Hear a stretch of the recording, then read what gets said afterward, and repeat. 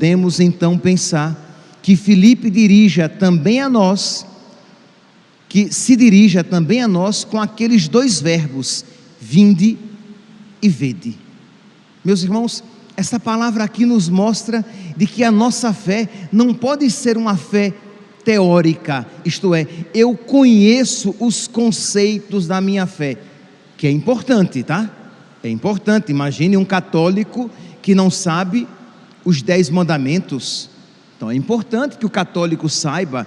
Imagine um católico que não conhece e que não sabe falar minimamente a respeito dos 7 sacramentos. Imagine quando você não sabe o que é pecado mortal, né, e que você deve se confessar, as coisas básicas da nossa fé.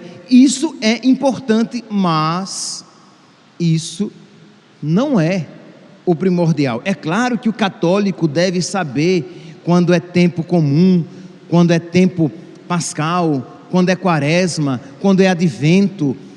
Tudo isso é importante, mas o grande problema é quando a sua fé, ela se restringe simplesmente aos aspectos teóricos e aquilo não faz parte da sua vida.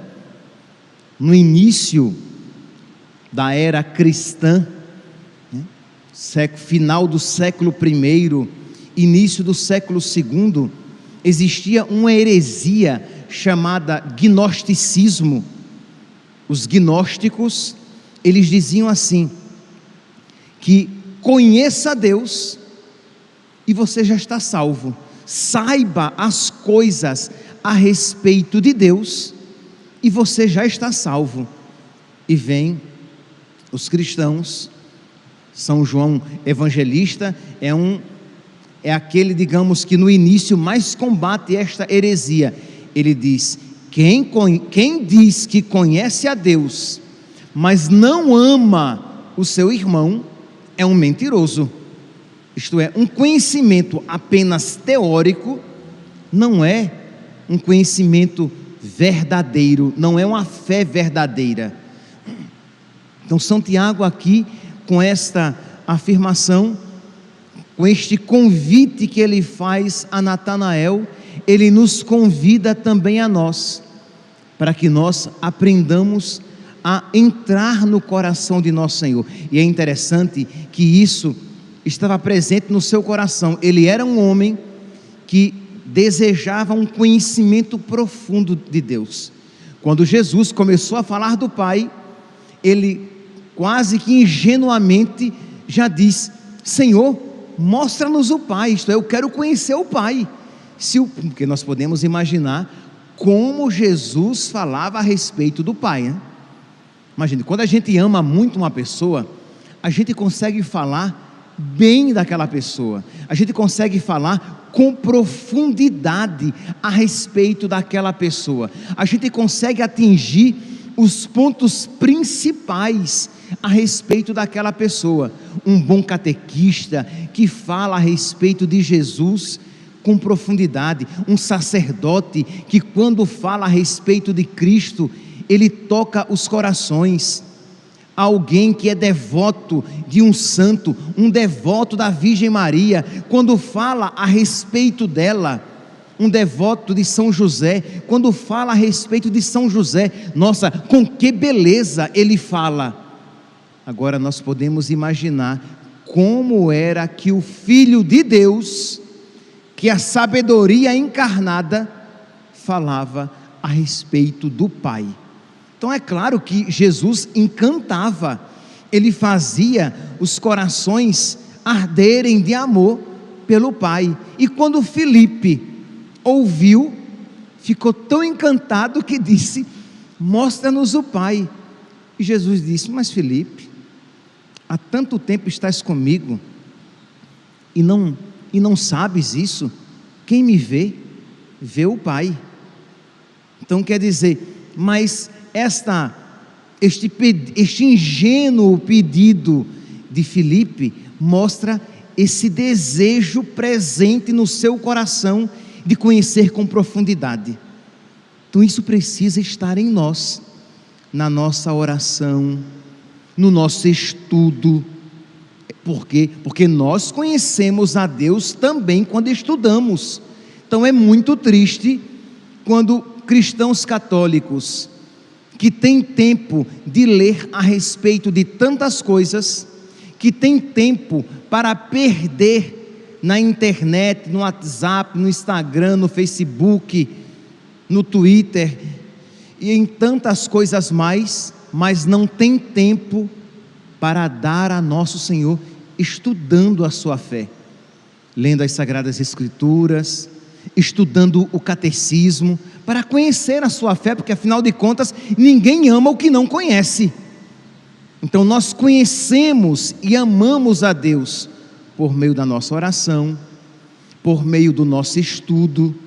Então nós vamos aprofundando cada vez mais a nossa fé, e isso é importante, para que a nossa fé não seja uma realidade apenas teórica, mas que seja uma experiência, que Deus não seja apenas uma teoria, mas alguém a quem eu conheço e amo. Aqui, em palavras brevíssimas, eu foquei na figura de Filipe, mas São Tiago, nós poderíamos completar este conhecimento, esta fé mais verdadeira, ou melhor, esta fé verdadeira em Deus, com outro ponto enfatizado por São Tiago. São Tiago, hoje Tiago menor, né? Nós temos 2 Tiagos entre os apóstolos, Tiago maior e Tiago menor, que é chamado de o filho de Alfeu, de Maria de Cleofas, que era irmão do Senhor, isto é, era parente de nosso Senhor, e que também derramou sangue por Cristo. Ele foi lapidado, ele foi apedrejado por ordem do filho do sumo sacerdote Anás, por volta do ano 62. Pois bem, São Tiago, ele tem uma carta, né? A carta católica, dentre as epístolas católicas, a de São Tiago é a primeira. E o que é uma epístola católica? Por que é que a carta de São Tiago recebe este nome, juntamente com as outras, recebe este nome de epístola católica? Porque a carta de São Paulo aos Coríntios não é católica também? Entenda aqui, é claro que São Paulo era católico, é claro que São Mateus era católico, mas por que então nós só recebe o termo, o qualificativo de epístolas católicas estas? Dentre elas, a de São Tiago é a primeira, porque elas não têm um destinatário individual comum, mas ela é destinada a todos.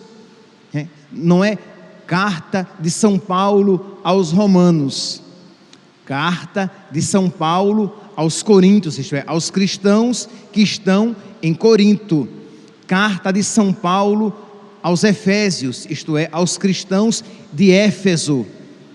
As epístolas católicas, elas têm o destinatário é toda a igreja.